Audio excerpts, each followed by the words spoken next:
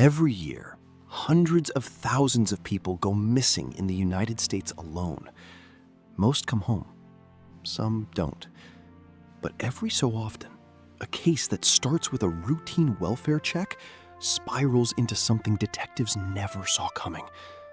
This is the story of a simple missing person case that turned into something sinister. Meet Sarah Linden, 31, a third-grade teacher, beloved by her students, close with her mother. She paid her bills on time, watered her plants, and never missed a Sunday dinner. On a Tuesday in October, she finished her lesson plan, graded 22 spelling tests, and left school at exactly 3:47 p.m. That was the last time anyone saw her. Interview clip mother, VO. She always called me after work. Always. By 6 p.m., my stomach was in knots. By midnight, I was at the police station. Police initially dismissed her disappearance as voluntary. Adults are allowed to vanish.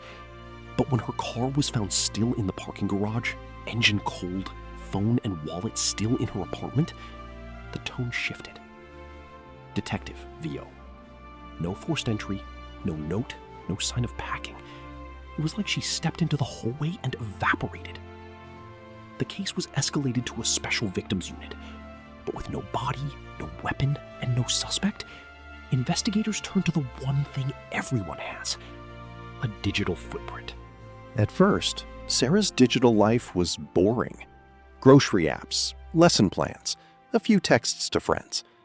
But when a forensic analyst cloned her phone, they found a second messaging app, hidden, encrypted, the kind used by people who don't want to be watched.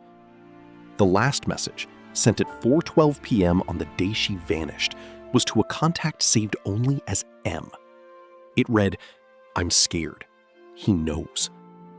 The next message, sent 2 minutes later, was from M to Sarah. "Then meet me at the usual place. Tonight. Alone." Sarah never responded. Detectives began searching for a man, a secret partner, a stalker, an ex. But M wasn't a man. M was Michelle, a coworker, another teacher. And Michelle hadn't reported Sarah missing. In fact, Michelle had told the principal that Sarah probably just needed a mental health break. Interview clip, forensic psychologist, VO. That's called premature narrative. When someone close to the victim offers an explanation that shuts down curiosity, you pay attention. Detectives brought Michelle in for a voluntary interview. She arrived in a cardigan and flats. She cried on cue. She said Sarah was like a sister, but there were inconsistencies. Detective VO from interrogation tape. You said you last saw Sarah at 3:30 p.m. Her classroom door logs show you entered at 4:05 p.m. Long pause. Michelle adjusted her glasses. Then she admitted they had been in a secret romantic relationship for 8 months. Sarah was going to end it. Michelle couldn't accept that. But even then, police had no body, no crime scene. A confession to a relationship isn't a confession to murder. The case stalled. For 11 agonizing days, Sarah was a ghost. Then, a rookie detective noticed something in the background of a gas station security photo. Michelle's trunk, slightly ajar, and inside, a rolled-up rug.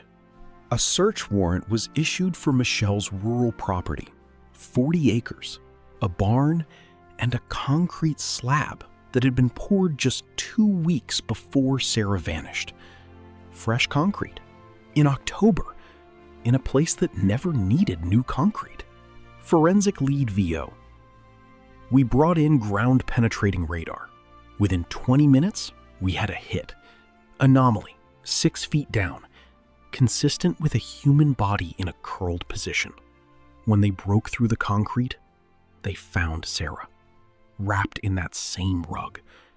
Cause of death? Blunt force trauma. Michelle had bludgeoned her with a tire iron, buried her under her own barn, and then attended a staff meeting the next morning. But the darkest detail? Michelle had used the school's 3D printer to create a duplicate of Sarah's house key. She had been inside Sarah's apartment for weeks, watching, waiting. Michelle pleaded not guilty by reason of insanity. Her defense argued that she suffered from erotomania, a delusion that Sarah loved her back. The prosecution played the gas station video, the hidden messages, the key. The jury deliberated for 4 hours. Verdict: guilty of first-degree murder.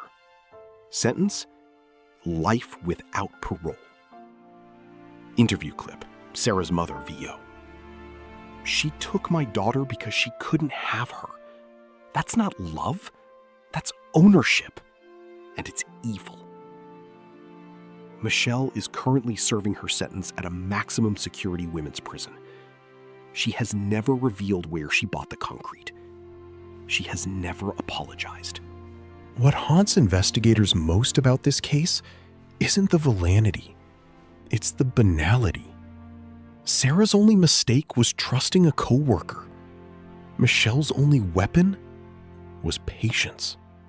In the end, this wasn't a simple missing person case. It was a slow, quiet stalking that ended in concrete and silence. And the most sinister part? It could have been anyone. It could have been next door. If you or someone you know is in a controlling relationship, call the National Domestic Violence Hotline. Because sometimes the person who says they love you is the one you should fear the most.